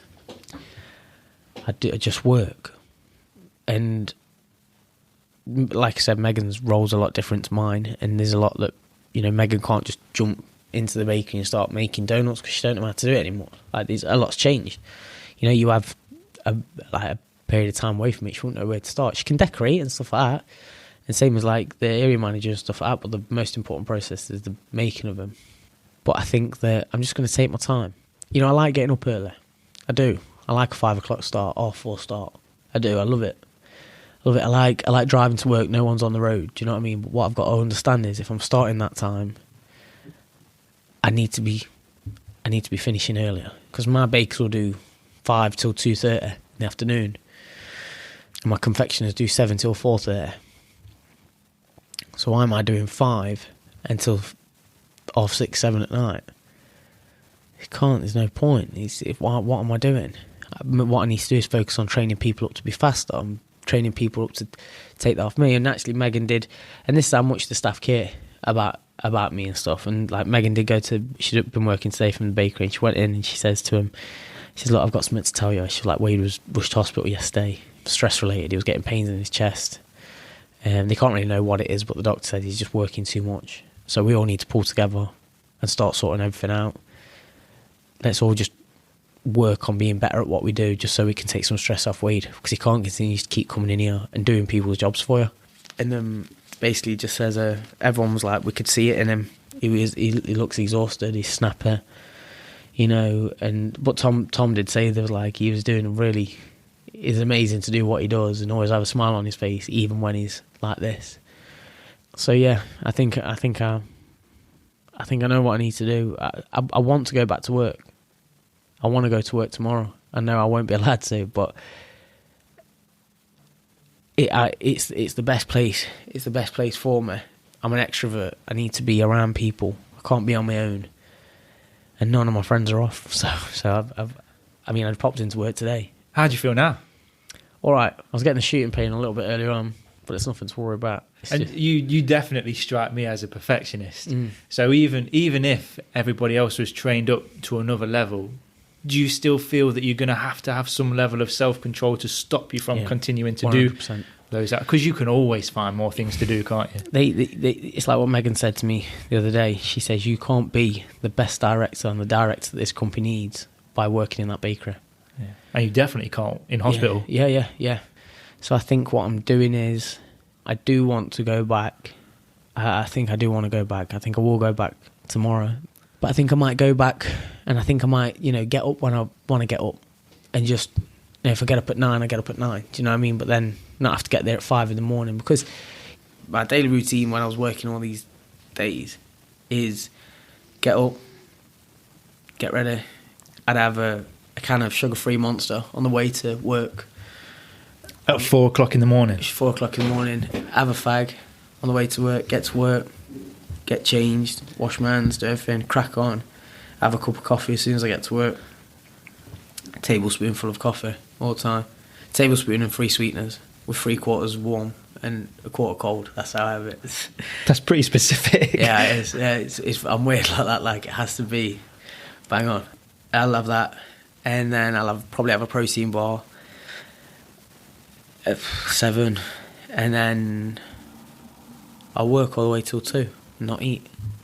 But every time they're coming down from the office, do you want a drink? Wait, do you want a drink? Yeah, go on, I'll have one. So I'm just accumulating cups and stuff on my bench. I'll end up eating, and then what I'll do is I'll try to go to the gym. The gym's 2 minutes from where I work. I'll drive there. I'll be in my work stuff, so like just look like a tramp. I'm covered in flour. Get there, do a little bit, not to the point where I'm like on it. Do you know what I mean? And come back, go home, have some food, back in again, back again, and then do some other little bits as well, or like, you know, do some like. It's really hard though, because I said to Docs yesterday, I said it's really hard for me to kind of change the person I am. I said because I love the person I am, but it's affecting my health, and I know I can't keep going like it. What I want to do is I want to make sure I'm having like good rest. I'm eating well. I'm trying to stop smoking, but I'm not trying to do too much stuff at once because I get disheartened of it. It's like when you're trying to lose weight and you weigh yourself every day. Don't work because you just messes with your head. So I think what I want to do is just work smarter, not harder. Yeah, I think that's definitely one of the things that I've come to realise recently is that, you know, when you are super driven and you've got an hour, you think, okay, should I use that hour to do some exercise, look after my mind, look after my body, or should I do some more work? And when you are of that mindset, it's the work that always wins. But actually, if you don't look after your body and you don't look after your mind, then you are working more but becoming less productive. And by investing in yourself, you know, even if you are there from, you know, 9 o'clock till 4 o'clock, the work that you're going to get done, the focus that you're going to have, the energy that you're going to have, the concentration, it just so much outweighs that extra hour of doing stuff, or that extra hour of sleep, or, you know, choosing to spend a bit more time prepping a healthy meal instead of going for the McDonald's. And it is hard to shift that mentality, but I think when you realise that those things aren't taken away from your success, they are actually contributing to it. That's when, for me, it started to sort of click. So I understand what you're talking about, most definitely. I'm like all or nothing on something. You know, like I started playing my PlayStation months ago, and everything was all about my PlayStation. It was like on it every night and stuff. And then it was like, you know, I got myself a coach last year with the gym and stuff like that, and it was all about gym. And I got in like incredible shape and stuff. And then a shop came around, and we needed to do a shop up, and it was like all about thinging. And someone said to me the other day, there was like, you know, I said, I'm in a real business phase at the minute. It's like we was talking about like Elon Musk and the Gary Vaynerchuks and stuff like that. They have time scales for everything. Like, we're not at that point yet. Like, how often could you turn around and go, it's 3:30, I'm done. It's not. But what you need to do is you need to aim for that. So if it's 3:30 you're done, you need to start winding down at 3, and then that's what you need to do. Do you know what I mean? I've got a good friend, Jordan, and he's just had a baby, and he loves the gym and stuff like that. And he works in Castle Donington. He can't actually get to the gym at night, so he goes to the gym at 4 in the morning.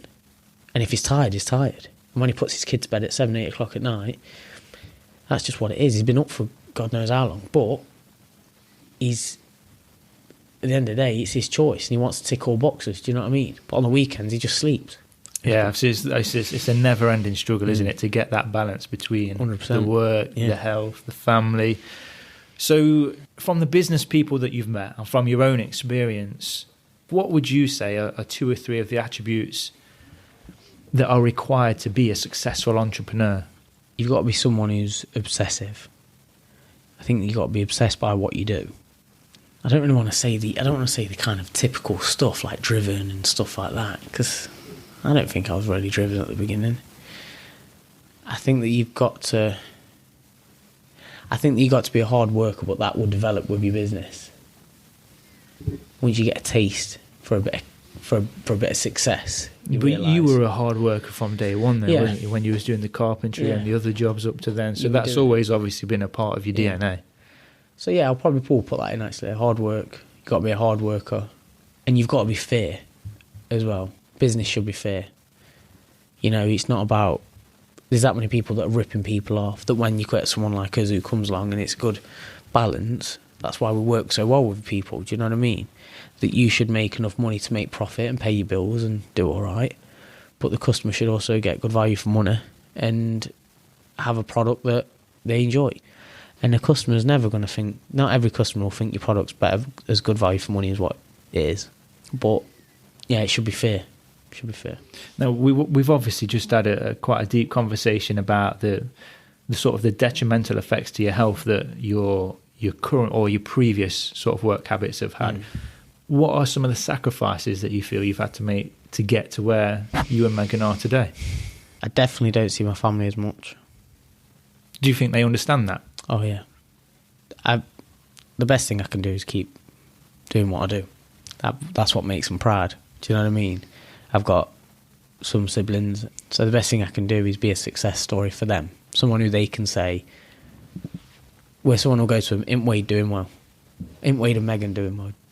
I won't really say social stuff because I still see my friends a lot. I'm very sociable. Can always find time for that. With me and Meg still manage time to go on holiday. Always go on holiday. Probably go on too many holidays.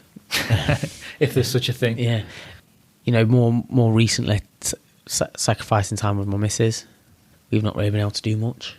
Yeah, that's about it really on that. I think sometimes when you're going through these situations as well, like we've talked about with the incident at the hospital, when you look back maybe in a few months or a few years, you know, some people are of the opinion then that actually I needed to go through that because it helped you develop a different mindset and it helps you take yourself to the next level. 100%. I was literally doing a video on my Instagram about it, and I actually put it up but then deleted it because I don't know whether I want people knowing. I'm very raw on Instagram, like I'll tell you the highs and lows of it. But do you know what I find mad with it is that obviously doing those days and, you know, 16-hour days and stuff, and I was like constantly, it was just the same thing, and it was every day, and it was stuff like that. And it's like now it's this, and it's like I'm right at the bottom, and I'm more motivated now than I've been for the past 3 or 4 weeks. And I feel like I'm motivated enough now to know that this is an incredible starting point. And when I think like this, I think that I've got nothing. I feel like everyone's took everything away from me. Like, that's how my mind works. And I'm like, I've got no money. Like, I feel like everything's been taken away. So now I've got to rebuild it all back up. I'm fired up to do stuff with the cookie business. I'm fired up to do stuff with Doughnotts. I'm itching to get back into work tomorrow. I know that if I don't go in tomorrow, the urge to work is just going to take over, and I'm just going to be like, Wednesday I'm going to come in, I'm just going to be amazing at what I do. And that's what having time off does for you. And being in a situation like I'm in. And I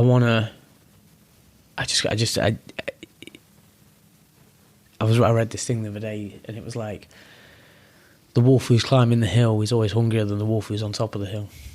And yeah, like that. And I feel like I'm both. Do you know what I mean? Like, I know that I can be at the top of the hill whenever I want, but that's crap. I want to be running. Do you know what I mean? I want to be doing stuff. And I think for me, it's a really, really good starting point. I've got a lot I've got to get organised. I've got a refurb happening on the Leicester store. I've got to get the old bakery sorted so it can be handed back over. We've got the closing down of Derby store. I've got a big couple of months coming up. So I need to just be like on it, do you know what I mean? And I think that's what I'm doing now. I think I know what I need to do. Before something big happens, before we go do something massive, I need to take a day. And I need to do whatever I want to do that day. Whether that's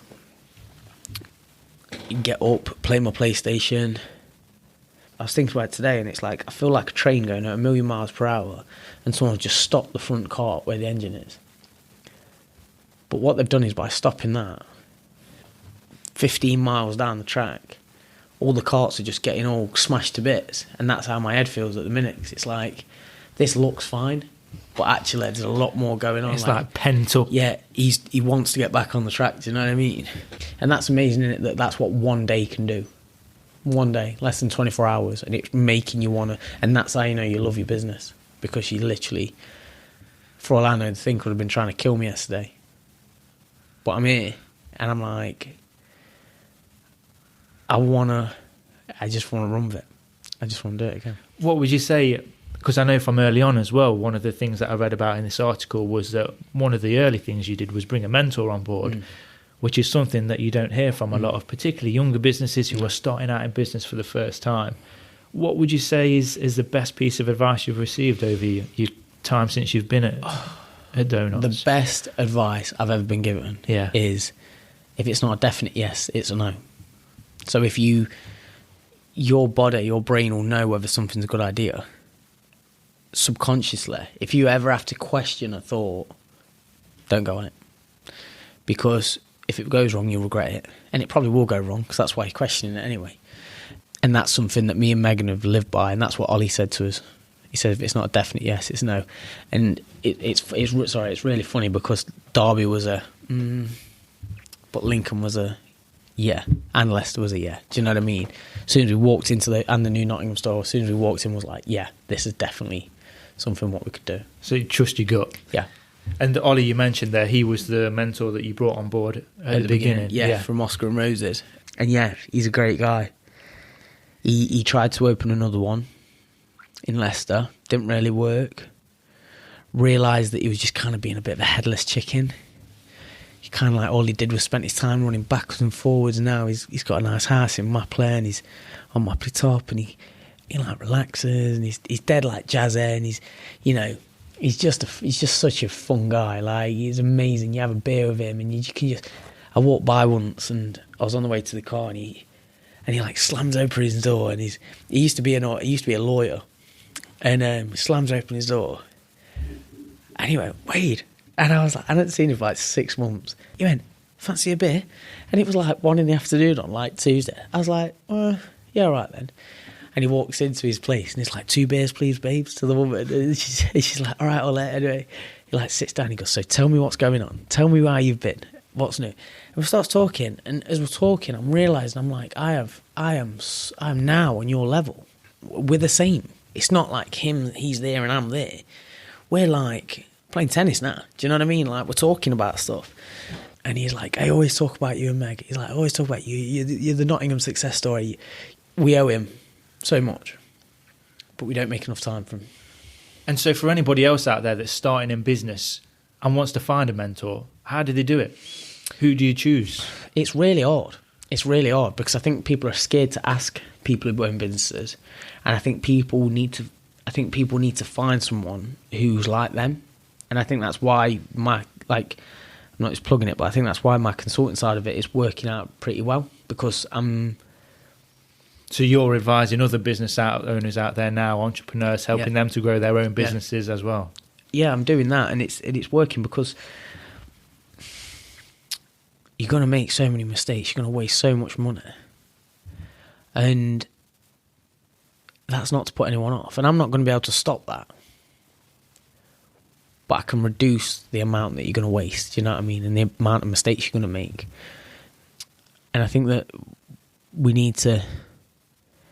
I think everyone's trying to shit on each other. I think someone opens a coffee shop, they open one next door, do you know what I mean? And it's not fair. And I think that they need someone who they can rely on. I mean, because I want to get to a point one day, I know it sounds really cheesy and stuff, but I'd like to do like seminars on stuff. I'd love, one of my goals is to do a TED Talk, do you know what I mean? A real raw, an hour of like, boom. Do you know what I mean? Do you know... what would you talk about?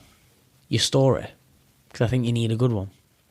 I think behind every business owner, there needs to be a thing. There needs to be, why did you do this? Do you know what I mean? Like, all the crap that comes with it. And I think people need to understand the struggle and stuff.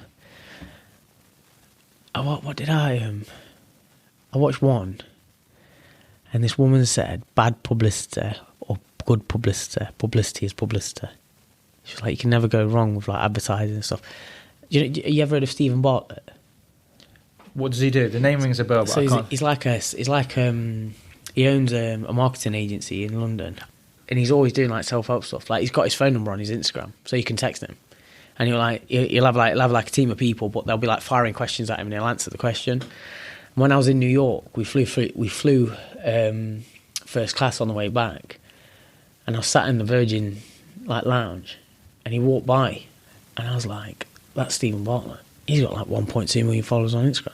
I was like, "I've got to go talk to him." I was like, "The guy's gold." I was like, Megan was like, "No, don't talk to him." I was like, "I've got to go talk to him."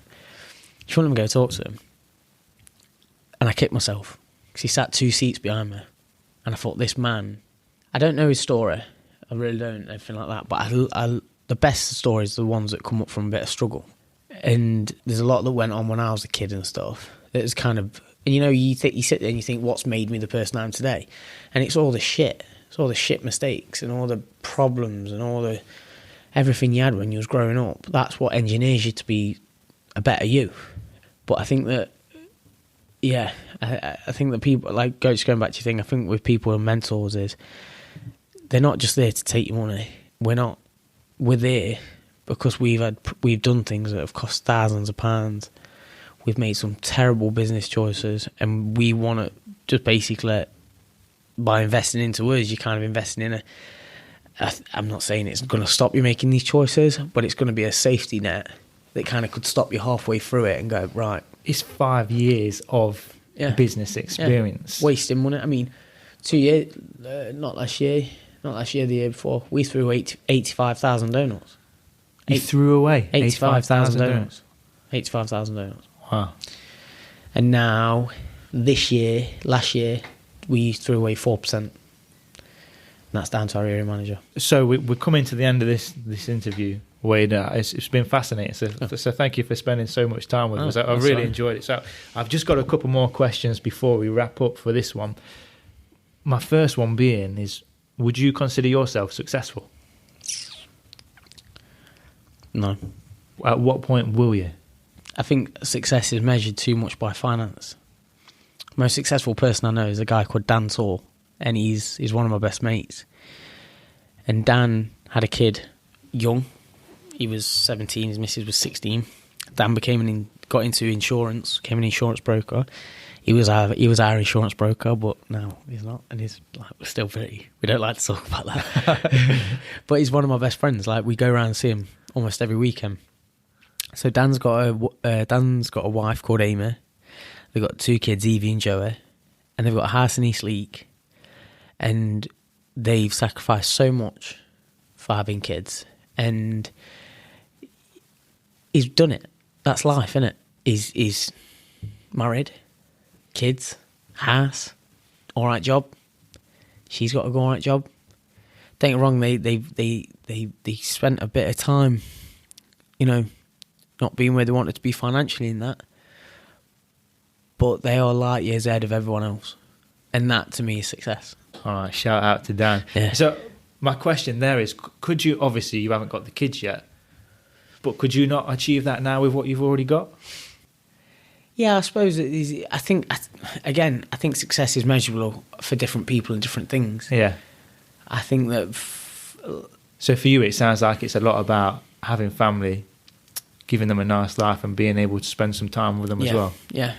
But we had a meeting with the accountant, and I've been after some more money for a while. I believe that we were worth more than what we were getting paid.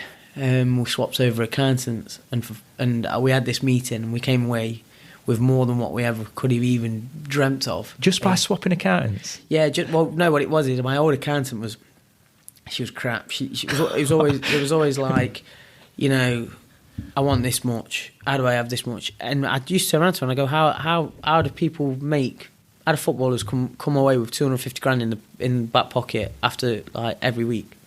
Well, they pay tax. Well, tell me what I've got to do to get to 100k a year. Well, you'll have to pay tax. Yeah, but you'll pay this much tax. You may as well get paid this much but not pay as much tax. I was like, that's not how it works. I was like, it's my own money anyway. Yeah, paying more tax is surely a good thing because it means you're earning more. Yeah, and I just said that, and she just turned around and she was like, And me and Meg sat down and we said, we've got to move. We've outgrown it. We've got to move. So we've gone to a company called Page Kirk. We have a meeting every month. We talk profit and loss. And yeah, we moved and we've had one meeting at the beginning and he actually said to us on the 2018 to 2019, he says, this is what you financed, this is what you made. I think we made something like 800 and something grand across all 3 sites, 2018 to 2019. And then he gave us what we wanted and we were blown away by it. And then he says, but you did 800, but 2019 to 2019 to 2020, your business made £1.6 million. So you've doubled your money. So you've gone to £1.6 million. And he says, like, we'll be having a chat in 6 months about your salary again. He said, because if at this rate, we can keep increasing as your business grows. We walked away from it. But this is the crap side of business. Walked away from that meeting, buzzing, went and had breakfast, gets a phone call. Me and Megs went out for breakfast, gets a phone call. Member of staff just walked out. Came back, someone's filed a complaint against someone else. Doughnotts aren't right. And you just sit there and you think... It's just constant highs and lows. Yeah, I can't even have a minute to enjoy what I've worked my arse off for the past 5 years. For me, I was so buzzing with it, and I said to, and I told my mum and everything, and it's opened up a lot more doors for me. And we've not actually had the first pay packet yet. Like, that's on the 25th of this month, and we... Oh, no way. I know, yeah, like, it's literally... We'll be watching out for your Instagram post on that day. Yeah, another R8. But he turned around and he says, we can backdate it for you. We can, get you what you want. And he said to me, he was like, what's adequate for you? And I says, well, I'd like to be, next 10 years, £250,000 a year, more. And he said, we could probably make that happen in 2 years. And I was like, this is exactly why we moved. That's the sort of accountant that you want working with you. And he's got financial advisors Page Kirk's, they're a huge accountancy firm, and he's even talked to us about going international accountancy firms in other countries, Dubai, who they trust and stuff like that, and all these things. So it's kind of like, it's another string to our bow, really. And he's cheaper than other accountants as well. All right, so next one then. If we were sat in front of somebody here who's about to go into business for themselves, they're an entrepreneur, it's the first time they're ever going to go out there on their own and try and launch a successful business, and you could give them 3 bits of advice, what would those 3 pieces of advice be? Just prepare to work hard. It's not going to be easy at all. And if it comes easier, work harder. Because if it's coming to you really easy and you're doing a little bit, prepare to kind of make some sacrifices at the beginning, but don't put an end on when those sacrifices are going to stop. You may have to sacrifice a lot over a long period of time. And I think it's probably worth saying something like an element of business and not just, like an element of an actual business model. I mean, because we can say work hard, and the biggest element is marketing. If you spend £1 on marketing and you make £2 back, that's 100%. That's it. We spend £1,000 a week on Facebook ads. £1,000 a week. And I've got a friend who owns a pharmacy, online pharmacy, and he spends £4,000 a day on ads. He's just brought a Chiron, and he's 25. Bugatti Chiron, £1.5 million deposit, 28 grand a month. He's got everything. Lives a life. And he's only brought that because his missus won't let him buy a helicopter. What's your one tip for marketing then? Because obviously if you're spending that much money on Facebook ads, I presume you're tracking, you know what your customer acquisition costs are, you know what you get in return, so you're real hot on your figures. But in terms of marketing as a concept, from what you learnt in that apprenticeship and what you've learnt from applying it to Doughnotts, if you could give one tip, what would it be? It's all about your story. That's the marketing thing. People want to know, and you want to get in front of as many people as you can, and you want to tell them everything. I remember being at college, doing my apprenticeship with the college and still selling donuts, walking into my maths class and just giving everyone a 20% off voucher from the Nottingham Donut Co, thinking I was big cheese. There you go, you can have that. What's this? Oh, I own a donut company. Blah, blah, blah, blah. Do you know what I mean? Like, you have to get your story right. And no matter how shit it gets, remember that it's always continuing to build your story. So in a way, it gets better. But remember your story. Remember everything about it. Write it down. And just remember the crap times. Like this conversation's been incredible for me, because obviously being where I was after yesterday at the hospital, it's really made me think about how much I've achieved. Because you forget. It's just a job, isn't it? It's just, that's what it is. But I think it's been good because it's made me realise my own story and how we've overcome so much as a company. Like, we were going to get blackmailed and everything. Someone tried to blackmail us, the member of staff. Like, we had to send them a letter, send the police to him and stuff like that. It's been crazy, but I think that's the thing. I think it's the story thing. And if you could put all of that into words and you could create a book, the story of Wade's business journey so far, what would you call it? The hardest worker in the room. I like that. I always refer back to that set of words. I'll always make a joke at the bakery, and I'll always go, hardest worker in the room. Walk in, I'll go, hardest worker in the room's walked in. You know what I mean? Like, and the guys rolls their head. And I've got this light apron, and it says Donut Master on it. And I'll do something amazing, and I'll just be like, point at my apron, and I'll point at someone from across the room, and they'll look, and I'll just like point at my apron, and I'll be like, point at yours, and they'll point at it, and it'll just be a black apron, and I'll just be like. Does anybody else get to wear the Donut Master apron, or is that just for Wade? No one. I've got the Donut Master one. No one touches that. No one.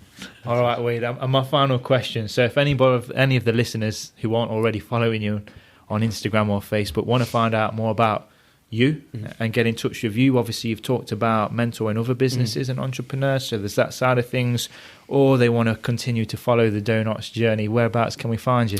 So my Instagram is Wadey_Doughnotts, and then obviously Doughnotts is Doughnotts Official, and then obviously Sideline Cookies is my other business, so that's at Sideline Cookies on Instagram.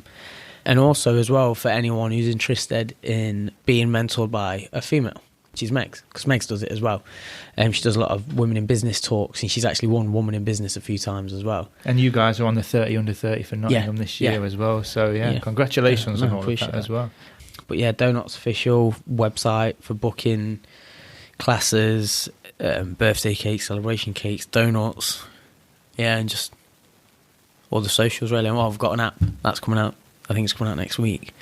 So yeah, it's all good.